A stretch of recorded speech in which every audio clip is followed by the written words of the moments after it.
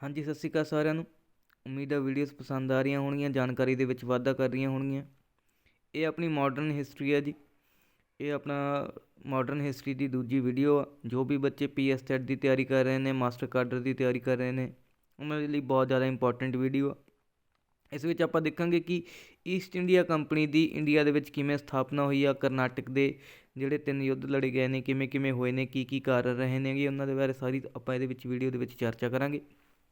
Video ਨੂੰ and ਤੱਕ ਜ਼ਰੂਰ ਦੇਖਣਾ ਜੀ।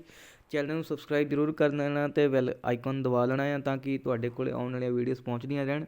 ਇਹਦੇ ਵਿੱਚ ਆਪਣਾ ਪਹਿਲਾ ਕੁਐਸਚਨ ਬਣਦਾ ਹੈ ਕਿ ਦੁਨੀਆ ਦੇ ਪੂਰਬੀ ਭਾਗ ਨਾਲ ਮਤਲਬ ਈਸਟ ਨਾਲ ਵਪਾਰ ਕਰਨ ਲਈ ਅੰਗਰੇਜ਼ੀ ਪ੍ਰਾਈਵੇਟ ਵਪਾਰਕ ਸੰਗਠਨ ਦੀ ਸਥਾਪਨਾ ਕਦੋਂ ਹੋਈ। ਇੱਕ ਸੰਗਠਨ ਬਣਿਆ ਸੀਗਾ ਜੀ ਬ੍ਰਿਟਿਸ਼ ਦਾ ਇੰਗਲੈਂਡ ਦੇ ਵਿੱਚ, ਕਿ ਜਿਹੜਾ ਪੂਰਬ ਉਹਦੇ ਨਾਲ ਜਿਹੜਾ ਵਪਾਰ ਕਰੇਗੀ, ਇੱਕ ਕੰਪਨੀ ਕਰੇਗੀ।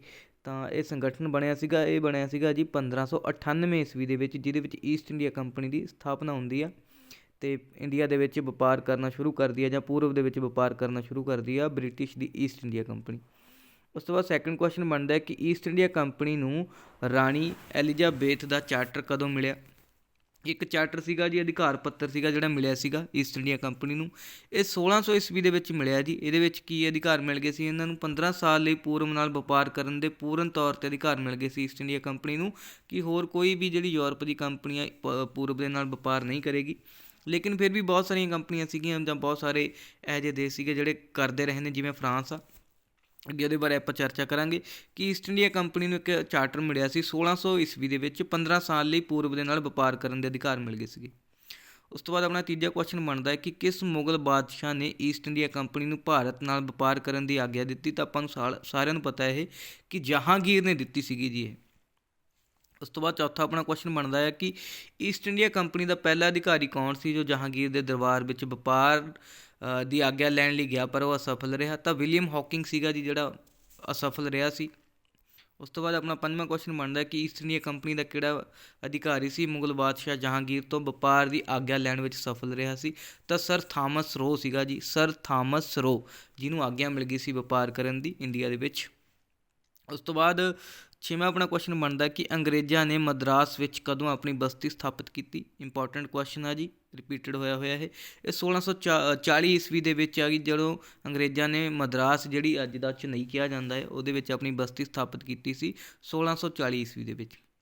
ਉਸ ਤੋਂ ਬਾਅਦ ਸੱਤਵਾਂ ਕੁਐਸਚਨ ਬਣਦਾ ਹੈ ਕਿ ਅੰਗਰੇਜ਼ਾਂ ਨੇ ਫੋਰਟ ਵਿਲੀਅਮ ਨਾਂ ਦੇ ਕਿਲ੍ਹੇ ਦਾ ਕਦੋਂ ਸਥਾਪਨਾ ਕੀਤੀ ਆ। ਤਾਂ 1690 ਈਸਵੀ ਦੇ ਵਿੱਚ ਫੋਰਟ ਵਿਲੀਅਮ ਦੇ ਕਿਲ੍ਹੇ ਦੀ ਸਥਾਪਨਾ ਕਰੀ ਹੈ ਇਹਨਾਂ ਨੇ। ਉਸ ਤੋਂ ਬਾਅਦ ਅੱਠਵਾਂ ਆਪਣਾ ਕੁਐਸਚਨ ਬਣਦਾ ਹੈ ਕਿ ਫਰਾਂਸ ਦੀ ਈਸਟ ਇੰਡੀਆ ਕੰਪਨੀ ਦੀ ਸਥਾਪਨਾ ਕਦੋਂ ਹੋਈ। ਉਹ ਪਹਿਲੀ ਬ੍ਰਿਟਿਸ਼ ਦੀ ਹੈ ਜੀ, ਇਹ ਫਰਾਂਸ ਦੀ ਈਸਟ ਇੰਡੀਆ ਕੰਪਨੀ ਹੈ। ਇਹਦੀ ਜਿਹੜੀ ਸਥਾਪਨਾ ਹੈ 1664 ਈਸਵੀ ਦੇ ਵਿੱਚ ਹੁੰਦੀ ਆ। ਫਰਾਂਸ ਦੀ ਈਸਟ ਇੰਡੀਆ ਕੰਪਨੀ ਦੀ 1664 ਈਸਵੀ ਦੇ ਵਿੱਚ। ਉਹ ਜਿਹੜੀ ਕੰਪਨੀਆਂ 1600 ਦੇ ਵਿੱਚ ਉਹਨਾਂ ਨੂੰ ਅਧਿਕਾਰ ਮਿਲਦੇ ਨੇਗੇ। ਇਸ ਤੋਂ ਬਾਅਦ ਆਪਣਾ ਜਿਹੜਾ ਹੈ ਕਿ ਨੌਵਾਂ ਕੁਐਸਚਨ ਬਣਦਾ ਕਿ ਫਰਾਂਸ ਦੀ ਈਸਟ ਇੰਡੀਆ ਕੰਪਨੀ ਦਾ ਗਵਰਨਰ ਜਨਰਲ ਕੌਣ ਸੀ। ਤਾਂ ਡੁਪਲੇ ਕਿਹਾ ਜਾਂਦਾ ਹੈ ਜੀ ਇਹਨੂੰ, ਡੁਪਲੈਕਸ ਜਿਹੜਾ ਸੀਗਾ ਫਰਾਂਸ ਦੀ ਈਸਟ ਇੰਡੀਆ ਕੰਪਨੀ ਦਾ ਗਵਰਨਰ ਜਨਰਲ। ਉਸ ਤੋਂ ਬਾਅਦ 10ਵਾਂ ਆਪਣਾ ਕੁਐਸਚਨ ਬਣਦਾ ਕਿ ਫਰਾਂਸ ਅਤੇ ਬ੍ਰਿਟਿਸ਼ ਦੀ ਲੜਾਈ ਦਾ ਮੁੱਖ ਕਾਰਨ ਕੀ ਸੀ। ਕਿਉਂਕਿ ਜਿਹੜਾ ਡੁਪਲੇ ਸੀਗਾ ਜੀ ਭਾਰਤ ਵਿੱਚ ਫਰਾਂਸ ਦਾ ਰਾਜ ਸਥਾਪਿਤ ਕਰਨਾ ਚਾਹੁੰਦਾ ਸੀਗਾ, ਇਸ ਕਰਕੇ ਬ੍ਰਿਟਿਸ਼ ਅਤੇ ਫਰਾਂਸ ਦੀ ਹਮੇਸ਼ਾ ਲੜਾਈ ਹੁੰਦੀ ਰਹਿੰਦੀ ਸੀਗੀ ਭਾਰਤ ਦੇ ਵਿੱਚ। ਬਾਕੀ ਯੂਰਪ ਦੇ ਵਿੱਚ ਵੀ ਇਹਨਾਂ ਦੀ ਲੜਾਈ ਚੱਲਦੀ ਰਹਿੰਦੀ ਸੀ, ਕਿਉਂਕਿ ਇਹ ਜਿਹੜੀਆਂ ਦੋ ਮੋਸਟ ਪਾਵਰਫੁਲ ਉਦੋਂ ਐਮਪਾਇਰ ਸੀਗੇ। ਯੂਰਪ ਦੇ ਵਿੱਚ ਵੀ ਲੜਦੇ ਰਹਿੰਦੇ ਸੀ ਅਤੇ ਇੰਡੀਆ ਦੇ ਵਿੱਚ ਵੀ ਇਹਨਾਂ ਦੀ ਲੜਾਈਆਂ ਚੱਲ ਰਹੀਆਂ ਸਨ ਲਗਾਤਾਰ। ਉਸ ਤੋਂ ਬਾਅਦ 11ਵਾਂ ਆਪਣਾ ਕੁਐਸਚਨ ਬਣਦਾ ਕਿ ਕਰਨਾਟਕ ਦਾ ਪਹਿਲਾ ਯੁੱਧ ਕਦੋਂ ਹੋਇਆ। ਮੋਸਟ ਇੰਪੋਰਟੈਂਟ ਕੁਐਸਚਨ ਹੈ ਜੀ, ਤੁਸੀਂ ਨੋਟ ਕਰ ਲਓ। ਇਹ ਚੱਲਿਆ ਜੀ 1745 ਈਸਵੀ ਦੇ ਵਿੱਚ ਸ਼ੁਰੂ ਹੁੰਦਾ ਹੈ ਅਤੇ 1748 ਤੱਕ ਚੱਲਦਾ ਆ। ਇਹ ਫਰਾਂਸ ਅਤੇ ਬ੍ਰਿਟਿਸ਼ ਦੇ ਵਿਚਕਾਰ ਹੋਇਆ ਸੀ ਇੰਡੀਆ ਦੇ ਵਿੱਚ। ਇਹ ਜਿਹੜਾ ਹੈ ਜੀ ਕਰਨਾਟਕ ਦਾ ਜਿਹੜਾ ਯੁੱਧ ਆ, ਇਹਦੇ ਨਾਲ ਕੀ ਆ ਕਿ ਅੰਗਰੇਜ਼ਾਂ ਅਤੇ ਫਰਾਂਸ ਦੇ ਵਿੱਚ ਜਿਹੜੀ ਦੁਸ਼ਮਣੀ ਪੱਕੇ ਤੌਰ 'ਤੇ ਸ਼ੁਰੂ ਹੋ ਗਈ ਸੀ ਇੰਡੀਆ ਦੇ ਵਿੱਚ, ਕਿ ਕਿਹੜਾ ਆਪਣਾ ਅਧਿਕਾਰ ਸਥਾਪਿਤ ਕਰੇਗਾ ਇੰਡੀਆ ਦੇ ਵਿੱਚ, ਕਿਹੜਾ ਆਪਣੀਆਂ ਬਸਤੀਆਂ ਸਥਾਪਿਤ ਕਰੇਗਾ, ਕਲੋਨੀਅਲ ਰੂਲ ਸਥਾਪਿਤ ਕਰੇਗਾ ਇੰਡੀਆ ਦੇ ਵਿੱਚ। ਇਹ ਕਦੋਂ ਸ਼ੁਰੂ ਹੁੰਦਾ ਜੀ 1745 ਈਸਵੀ ਦੇ ਵਿੱਚ। ਕਈ ਵਾਰੀ 46 ਵੀ ਸਾਨੂੰ ਮਿਲ ਜਾਂਦਾ ਆ, ਪਰ 1745 ਈਸਵੀ ਦੇ ਵਿੱਚ ਸ਼ੁਰੂ ਹੁੰਦਾ ਹੈ ਅਤੇ 48 ਤੱਕ ਚੱਲਦਾ ਹੈ, ਲਗਭਗ 3 ਸਾਲ। ਉਸ ਤੋਂ ਬਾਅਦ ਆਪਣਾ 12ਵਾਂ ਕੁਐਸਚਨ ਬਣਦਾ ਕਿ ਕਰਨਾਟਕ ਦਾ ਪਹਿਲਾ ਯੁੱਧ ਖਤਮ ਹੋਣ ਦਾ ਕੀ ਕਾਰਨ ਸੀ। ਕਿਉਂਕਿ ਆਸਟਰੀਆ ਦਾ ਯੁੱਧ ਸਮਾਪਤ ਹੋ ਗਿਆ ਸੀ। ਇੱਥੇ ਦੋਨੇ ਜਿਹੜੀਆਂ ਯੂਰਪਨ ਸ਼ਕਤੀਆਂ ਸੀਗੀਆਂ ਜੀ, ਇੰਗਲੈਂਡ, ਬ੍ਰਿਟਿਸ਼ ਜਿਹਨੂੰ ਆਪਾਂ ਬੋਲਦੇ ਹਾਂ, ਅਤੇ ਫਰਾਂਸ, ਆਪਸ ਦੇ ਵਿੱਚ ਇਹਨਾਂ ਦਾ ਯੁੱਧ, ਆਸਟਰੀਆ ਦਾ ਯੁੱਧ ਸਮਾਪਤ ਹੋਇਆ ਸੀ ਅਤੇ ਇਹਦੇ ਸਮਾਪਤ ਹੋਣ ਦੇ ਨਾਲ ਹੀ ਕਰਨਾਟਕ ਦਾ ਪਹਿਲਾ ਯੁੱਧ ਸਮਾਪਤ ਹੋ ਗਿਆ ਸੀ। ਕਦੋਂ ਹੁੰਦਾ ਜੀ ਜਿਹੜਾ ਖਤਮ ਹੁੰਦਾ ਹੈ 1748 ਈਸਵੀ ਦੇ ਵਿੱਚ। ਉਸ ਤੋਂ ਬਾਅਦ ਨਾਲ ਹੀ ਆਪਣਾ 13ਵਾਂ ਕੁਐਸਚਨ ਬਣਦਾ ਕਿ ਕਰਨਾਟਕ ਦਾ ਦੂਜਾ ਯੁੱਧ ਕਦੋਂ ਹੋਇਆ, ਤਾਂ ਨਾਲ ਹੀ ਸਟਾਰਟ ਹੋ ਜਾਂਦਾ ਹੈ ਜੀ। ਇਹ 1748 ਈਸਵੀ ਤੋਂ ਚੱਲਦਾ ਹੈ ਅਤੇ 1754 ਈਸਵੀ ਤੱਕ ਜਾਰੀ ਰਹਿੰਦਾ ਹੈ। 1748 ਤੋਂ ਸਟਾਰਟ ਹੁੰਦਾ ਹੈ ਅਤੇ 1754 ਈਸਵੀ ਤੱਕ ਚੱਲਦਾ ਹੈ। ਉਸ ਤੋਂ ਬਾਅਦ ਆਪਣਾ 14ਵਾਂ ਕੁਐਸਚਨ ਬਣਦਾ ਕਿ ਕਰਨਾਟਕ ਦੇ ਦੂਜੇ ਯੁੱਧ ਦਾ ਕੀ ਕਾਰਨ ਸੀ। ਇਹਨੂੰ ਥੋੜ੍ਹਾ ਜਿਹਾ ਧਿਆਨ ਨਾਲ ਸਮਝੋ ਜੀ ਕੁਐਸਚਨ ਨੂੰ। ਕਰਨਾਟਕ ਦੇ ਪਹਿਲੇ ਯੁੱਧ ਤੋਂ ਬਾਅਦ ਜਿਹੜਾ ਕੀ ਹੋ ਗਿਆ ਸੀ, ਕਰਨਾਟਕ ਅਤੇ ਹੈਦਰਾਬਾਦ ਵਿੱਚ ਜੀ ਕੀ ਹੋਇਆ ਸੀ, ਆਪਸ ਵਿੱਚ ਰਾਜਗੱਦੀ ਪ੍ਰਾਪਤ ਕਰਨ ਲਈ ਯੁੱਧ ਸ਼ੁਰੂ ਹੋ ਗਿਆ ਸੀ, ਜਿਸ ਵਿੱਚ ਅੰਗਰੇਜ਼ਾਂ ਅਤੇ ਫਰਾਂਸੀਸੀਆਂ ਨੇ ਕੀ ਕੀਤਾ ਸੀ, ਆਪਸੀ ਜਿਹੜੇ ਵਿਰੋਧੀ ਸੀਗੇ, ਕਿਉਂਕਿ ਆਪਸ ਦੇ ਵਿੱਚ ਵੀ ਵਿਰੋਧੀ ਸੀਗੇ ਅਤੇ ਕਰਨਾਟਕ ਅਤੇ ਹੈਦਰਾਬਾਦ ਵੀ ਆਪਸ ਦੇ ਵਿੱਚ ਵਿਰੋਧੀ ਸੀਗੇ। ਇਸ ਲਈ ਦੋਨਾਂ ਸ਼ਕਤੀਆਂ ਨੇ ਕੀ ਕਰਿਆ ਸੀਗਾ ਜੀ, ਇੱਕ ਦੂਜੇ ਦੇ ਵਿਰੋਧੀਆਂ ਦੀ ਸਹਾਇਤਾ ਕੀਤੀ ਸੀ, ਜਿਸ ਦੇ ਨਾਲ ਕੀ ਹੋ ਗਿਆ ਸੀ, ਕਰਨਾਟਕ ਦਾ ਦੂਜਾ ਯੁੱਧ ਸਟਾਰਟ ਹੋ ਗਿਆ ਸੀ। ਉਸ ਤੋਂ ਬਾਅਦ ਆਪਣਾ 15ਵਾਂ ਕੁਐਸਚਨ ਬਣਦਾ ਹੈ ਕਿ ਹੈਦਰਾਬਾਦ ਦੇ ਨਿਜ਼ਾਮ ਆਸਿਫ ਸ਼ਾਹ ਦੀ ਮੌਤ ਕਦੋਂ ਹੋਈ। ਇੱਥੋਂ ਆਪਣੀ ਮੇਨ ਜਿਹੜੀ ਹਿਸਟਰੀ ਸ਼ੁਰੂ ਹੁੰਦੀ ਹੈ ਜੀ। ਅੱਗੇ ਆਪਾਂ ਡਿਸਕਸ ਕਰਦੇ ਰਹਾਂਗੇ। ਸਾਰੀ ਜਿਹੜੀ ਮਾਡਰਨ ਹਿਸਟਰੀ ਆ ਮੈਂ ਕਵਰ ਕਰਵਾਵਾਂਗਾ, ਤੁਸੀਂ ਚੈਨਲ ਦੇ ਉੱਤੇ ਬਣੇ ਰਹਿਣਾ ਆ। ਇਹ ਤਾਂ ਆਪਣਾ 15ਵਾਂ ਕੁਐਸਚਨ ਹੈਗਾ ਜੀ, ਹੈਦਰਾਬਾਦ ਦੇ ਨਿਜ਼ਾਮ ਆਸਿਫ ਸ਼ਾਹ ਦੀ ਮੌਤ ਕਦੋਂ ਹੋਈ, ਤਾਂ 1748 ਈਸਵੀ ਦੇ ਵਿੱਚ ਮੌਤ ਹੁੰਦੀ ਹੈ ਜੀ। ਉਸ ਦੀ ਮੌਤ ਤੋਂ ਬਾਅਦ ਉਸ ਦੇ ਪੁੱਤਰ ਨਾਸਿਰ ਜੰਗ ਅਤੇ ਦੋਹਤੇ ਮੁਜ਼ੱਫਰ ਜੰਗ ਦੇ ਵਿੱਚ ਰਾਜਗੱਦੀ ਪ੍ਰਾਪਤ ਕਰਨ ਲਈ ਯੁੱਧ ਜਿਹੜਾ ਕੀ ਹੋ ਜਾਂਦਾ ਹੈ, ਸ਼ੁਰੂ ਹੋ ਜਾਂਦਾ ਹੈ। ਹੈਦਰਾਬਾਦ ਦਾ ਅਲੱਗ ਕੰਮ ਚੱਲ ਰਿਹਾ ਜੀ, ਕਰਨਾਟਕ ਦਾ ਅਲੱਗ ਕੰਮ ਚੱਲ ਰਿਹਾ ਵਾ। ਦੋਨੇ ਜਿਹੜੀਆਂ ਸ਼ਕਤੀਆਂ ਕੀ ਕਰ ਰਹੀਆਂ ਨੇ, ਇੱਕ ਦੂਜੇ ਦੇ ਵਿਰੋਧੀਆਂ ਨੂੰ ਸਪੋਰਟ ਕਰ ਰਹੀਆਂ ਨੇ। ਤੁਸੀਂ ਦੇਖੋ 16ਵਾਂ ਕੁਐਸਚਨ ਤੁਹਾਨੂੰ ਸਮਝ ਆ ਜਾਏਗੀ। ਨਾਸਿਰ ਜੰਗ ਅਤੇ ਮੁਜ਼ੱਫਰ ਜੰਗ ਦੇ ਯੁੱਧ ਵਿੱਚ ਅੰਗਰੇਜ਼ਾਂ ਨੇ ਕਿਸ ਦਾ ਅਤੇ ਫਰਾਂਸੀਸੀਆਂ ਨੇ ਕਿਸ ਦਾ ਸਾਥ ਦਿੱਤਾ, ਤਾਂ ਅੰਗਰੇਜ਼ਾਂ ਨੇ ਦਿੱਤਾ ਜੀ ਨਾਸਿਰ ਜੰਗ ਦਾ ਅਤੇ ਫਰਾਂਸੀਸੀਆਂ ਨੇ ਦਿੱਤਾ ਜੀ ਮੁਜ਼ੱਫਰ ਜੰਗ ਦਾ। ਤੁਸੀਂ ਇੱਥੇ ਨੋਟ ਕਰ ਲਓ ਕਿ ਅੰਗਰੇਜ਼ ਕਿਹਦਾ ਸਾਥ ਦੇ ਰਹੇ ਨੇ, ਅੰਗਰੇਜ਼ ਦੇ ਰਹੇ ਨੇ ਨਾਸਿਰ ਜੰਗ ਦਾ, ਅਤੇ ਜਿਹੜੇ ਫਰਾਂਸੀਸੀ ਨੇ ਕਿਹਦਾ ਦੇ ਰਹੇ ਨੇ, ਮੁਜ਼ੱਫਰ ਜੰਗ ਦਾ ਸਾਥ ਦੇ ਰਹੇ ਨੇ। ਕਿਉਂਕਿ ਕੀ ਕਰਨਾ ਚਾਹ ਰਹੇ ਨੇ, ਇਹ ਕਰਨਾ ਚਾਹ ਰਹੇ ਨੇ ਜੀ ਹੈਦਰਾਬਾਦ ਦੇ ਵਿੱਚ ਆਪਣਾ ਅਧਿਕਾਰ ਸਥਾਪਿਤ, ਕਿਉਂਕਿ ਇਹਨਾਂ ਦਾ ਪਪਿਟ ਬਣ ਜਾਏਗਾ ਵੀ ਜੋ ਵੀ ਉੱਥੇ ਦਾ ਰਾਜ ਸਥਾਪਿਤ ਹੋਏਗਾ।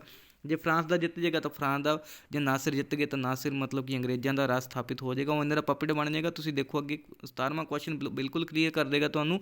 ਚੰਦਾ ਸਾਹਿਬ ਕਿਸ ਦੀ ਸਹਾਇਤਾ ਨਾਲ ਕਰਨਾਟਕ ਦੇ ਨਵਾਬ ਅਬਰੁਦੀਨ ਨੂੰ ਹਟਾ ਕੇ ਕਰਨਾਟਕ ਦਾ ਨਵਾਬ ਬਣਿਆ, ਤਾਂ ਫਰਾਂਸੀਸੀਆਂ ਨੇ ਕਿਹਦੀ ਸਹਾਇਤਾ ਨਾਲ ਚੰਦਾ ਸਾਹਿਬ ਕੀ ਹੋ ਗਿਆ ਜੀ, ਕਰਨਾਟਕ ਦਾ ਨਵਾਬ ਬਣ ਗਿਆ। ਕਿਹਨੂੰ ਹਟਾ ਕੇ ਜੀ, ਨਵਾਬ ਅਬਰੁਦੀਨ ਨੂੰ ਹਟਾ ਕੇ ਅਨਵਰਉਦੀਨ ਨੂੰ ਹਟਾ ਕੇ ਕੀ ਹੋ ਗਿਆ, ਕਰਨਾਟਕ ਦਾ ਨਵਾਬ ਕੌਣ ਬਣ ਗਿਆ ਜੀ, ਚੰਦਾ ਸਾਹਿਬ ਬਣ ਗਿਆ ਅਨਵਰਉਦੀਨ ਨੂੰ ਹਟਾ ਕੇ। ਉਸ ਤੋਂ ਬਾਅਦ 18ਵਾਂ ਕੁਐਸਚਨ ਬਣਦਾ ਹੈ ਕਿ ਮੁਜ਼ੱਫਰ ਜੰਗ ਦੀ ਮੌਤ ਤੋਂ ਬਾਅਦ ਹੈਦਰਾਬਾਦ ਦਾ ਨਵਾਬ ਕੌਣ ਬਣਿਆ। ਇੱਥੇ ਮੁਜ਼ੱਫਰ ਜੰਗ ਆ ਜੀ, ਇਹਦੀ ਮੌਤ ਹੋ ਗਈ ਹੈ। ਸਲਾਬਤ ਜੰਗ ਉਹਦੀ ਜਗ੍ਹਾ 'ਤੇ ਕੀ ਬਣ ਗਿਆ ਆ, ਹੈਦਰਾਬਾਦ ਦਾ ਨਵਾਬ ਬਣ ਗਿਆ ਜੀ। ਉਸ ਤੋਂ ਬਾਅਦ 19ਵਾਂ ਆਪਣਾ ਕੁਐਸਚਨ ਬਣਦਾ ਹੈ ਕਿ ਕਰਨਾਟਕ ਦੀ ਰਾਜਧਾਨੀ ਅਰਕਾਟ ਉੱਤੇ ਕਿਸ ਨੇ ਹਮਲਾ ਕੀਤਾ, ਤਾਂ ਰਾਬਰਟ ਕਲਾਈਵ ਨੇ ਹਮਲਾ ਕੀਤਾ ਹੈ ਜੀ। ਚੰਦਾ ਸਾਹਿਬ ਨੂੰ ਮਾਰ ਦਿੱਤਾ ਅਤੇ ਮੁਹੰਮਦ ਅਲੀ ਨੂੰ ਕਰਨਾਟਕ ਦਾ ਨਵਾਬ ਬਣਾ ਦਿੱਤਾ। ਤੁਸੀਂ ਪਿੱਛੇ ਕੁਐਸਚਨ ਪੜ੍ਹਿਆ ਹੋਣਾ ਜੀ, ਚੰਦਾ ਸਾਹਿਬ ਦੀ ਜਿਹੜੀ ਹੈਲਪ ਆ ਕਿਹਨੇ ਕਰੀ ਸੀਗੀ ਜੀ, ਫਰਾਂਸੀਸੀਆਂ ਨੇ ਕਰੀ ਸੀਗੀ, ਅਤੇ ਰਾਬਰਟ ਕਲਾਈਵ ਨੇ ਸਿੱਧਾ ਕੀ ਕਰ ਦਿੱਤਾ ਹੈ, ਚੰਦਾ ਸਾਹਿਬ ਨੂੰ ਮਾਰ ਦਿੱਤਾ ਆ। ਉਹਦੇ ਜਿਹੜਾ ਰਾਜ ਹੈਗਾ ਉਹਨੂੰ ਖਤਮ ਕਰਕੇ ਮੁਹੰਮਦ ਅਲੀ ਨੂੰ ਆਪਣਾ ਪਪਿਟ ਬਣਾ ਦਿੱਤਾ ਹੈ ਕਰਨਾਟਕ ਦੇ ਵਿੱਚ, ਜਿਸ ਦੇ ਨਾਲ ਅੰਗਰੇਜ਼ਾਂ ਅਤੇ ਫਰਾਂਸੀਸੀਆਂ ਦੇ ਵਿੱਚ ਹੋਰ ਵੀ ਦੁਸ਼ਮਣੀ ਵੱਧ ਚੁੱਕੀ ਹੈ ਇਸ ਟਾਈਮ ਤੱਕ। ਉਸ ਤੋਂ ਬਾਅਦ ਆਪਣਾ 20ਵਾਂ ਕੁਐਸਚਨ ਬਣਦਾ ਹੈ ਕਿ ਫਰਾਂਸ ਨੇ ਡੂਪਲੇ ਨੂੰ ਬੁਲਾ ਕੇ ਉਸ ਦੀ ਜਗ੍ਹਾ ਕਿਸ ਨੂੰ ਗਵਰਨਰ ਨਿਯੁਕਤ ਕੀਤਾ, ਗੌਡੇ ਹਿਊ ਨੂੰ ਕੀਤਾ। ਕੁਐਸਚਨ ਬਦਲ ਕੇ ਵੀ ਆ ਸਕਦਾ ਹੈ ਜੀ, ਗੌਡੇ ਹਿਊ ਨੂੰ ਕਿਸ ਦੀ ਜਗ੍ਹਾ 'ਤੇ ਫਰਾਂਸ ਦਾ ਭਾਰਤ ਦਾ ਗਵਰਨਰ ਜਨਰਲ ਨਿਯੁਕਤ ਕੀਤਾ ਗਿਆ, ਤਾਂ ਡੂਪਲੇ ਦੀ ਜਗ੍ਹਾ 'ਤੇ ਗੌਡੇ ਹਿਊ ਨੂੰ ਬਣਾਇਆ ਗਿਆ ਜੀ। ਉਸ ਤੋਂ ਬਾਅਦ 21ਵਾਂ ਆਪਣਾ ਕੁਐਸਚਨ ਬਣਦਾ ਕਿ ਕਰਨਾਟਕ ਦਾ ਤੀਜਾ ਯੁੱਧ ਕਦੋਂ ਹੋਇਆ। ਇਹ 1756 ਈਸਵੀ ਤੋਂ ਲੈ ਕੇ 1763 ਈਸਵੀ ਵਿੱਚ ਹੋਇਆ ਜੀ। ਉਸ ਤੋਂ ਬਾਅਦ ਪੈਰਿਸ ਦੀ ਸੰਧੀ ਕਦੋਂ ਹੋਈ, 22ਵਾਂ ਆਪਣਾ ਕੁਐਸਚਨ ਬਣਦਾ ਹੈ। 1763 ਈਸਵੀ ਦੇ ਵਿੱਚ ਪੈਰਿਸ ਦੀ ਸੰਧੀ ਹੁੰਦੀ ਹੈ ਜੀ। ਇਸ ਸੰਧੀ ਨਾਲ ਬ੍ਰਿਟਿਸ਼ ਅਤੇ ਫਰਾਂਸੀਸੀਆਂ ਦੇ ਯੁੱਧ ਦਾ ਅੰਤ ਹੋ ਗਿਆ ਅਤੇ ਅੰਗਰੇਜ਼ ਭਾਰਤ ਵਿੱਚ ਸਰਵਉੱਚ ਬਣ ਗਏ। ਇੱਥੇ ਤੱਕ ਆਪਾਂ 1763 ਈਸਵੀ ਤੱਕ ਪਹੁੰਚ ਗਏ ਹਾਂ ਜੀ। ਇਸ ਤੋਂ ਜੋ ਵੀ ਹਿਸਟਰੀ ਬਣੇਗੀ ਅੱਗੇ ਵਾਲੀ ਮੈਂ ਤੁਹਾਡੇ ਲਈ ਕੁਐਸਚਨ ਲੈ ਕੇ ਆਵਾਂਗਾ। ਇਹ ਆਪਣੇ ਬਣਦੇ ਸੀਗੇ ਕੁਐਸਚਨ। ਮੈਂ ਜ਼ਿਆਦਾ ਕੁਐਸਚਨ ਤਾਂ ਨਹੀਂ ਲੈ ਕੇ ਆ ਰਿਹਾ ਕਿਉਂਕਿ ਵੀਡੀਓਜ਼ ਜ਼ਿਆਦਾ ਲੰਬੀਆਂ ਹੋ ਜਾਂਦੀਆਂ ਨੇ ਜੀ। ਅੱਗੇ ਨਾਲ ਦੀ ਨਾਲ ਹੀ ਇਹਦੀ ਜਿਹੜੀ ਅੱਗੇ ਹਿਸਟਰੀ ਆਪਾਂ ਨਾਲ ਦੀ ਨਾਲ ਕਵਰ ਕਰਾਂਗੇ। ਤੁਸੀਂ ਜੇ ਤੁਹਾਨੂੰ ਇਹ ਵੀਡੀਓ ਵਧੀਆ ਲੱਗੇ ਤਾਂ ਅੱਗੇ ਸ਼ੇਅਰ ਜ਼ਰੂਰ ਕਰ ਦੇਣੀ ਹੈ ਜੀ, ਚੈਨਲ ਨੂੰ ਸਬਸਕ੍ਰਾਈਬ ਜ਼ਰੂਰ ਕਰ ਦੇਣਾ ਅਤੇ ਵੀਡੀਓ ਨੂੰ ਲਾਈਕ ਜ਼ਰੂਰ ਕਰ ਦੇਣਾ ਹੈ। ਤੁਹਾਡਾ ਇੱਕ ਲਾਈਕ ਇੱਕ ਸਬਸਕ੍ਰਾਈਬ ਬਹੁਤ ਜ਼ਿਆਦਾ ਹੌਸਲਾ ਦਿੰਦਾ ਜੀ। ਜੇ ਕੋਈ ਕਮੀ ਲੱਗਦੀ ਹੁੰਦੀ ਹੈ ਜੀ ਤੁਸੀਂ ਕਮੈਂਟ ਦੇ ਮਾਧਿਅਮ ਰਾਹੀਂ ਦੱਸ ਸਕਦੇ ਹੋ, ਆਪਾਂ ਉਹਨੂੰ ਅੱਗੇ ਤੋਂ ਸੁਧਾਰਨ ਦੀ ਕੋਸ਼ਿਸ਼ ਵੀ ਕਰਾਂਗੇ ਜੀ। Thank you so much.